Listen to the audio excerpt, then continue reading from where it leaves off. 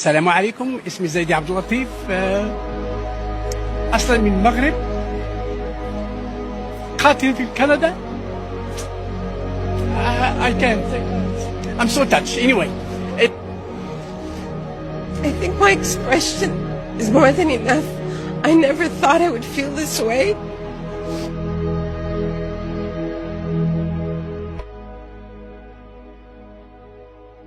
متزوج من مدة 47 سنة لهذه السيدة زوجتي اللي كانت مسيحية وأسلمت هذه تقريبا 34 سنة، ونجبت لي 4 أطفال، ويعني متأثر كثير بأجواء. I'm very sorry. وعندي 8 أحفاد، وأحفادي ما شاء الله من حفظة القرآن وختموا القرآن، وكل هذا السبب كيرجع لزوجتي اللي اسمها لينا، هي هذه الموجودة حداكم. أنا مسرور كثير.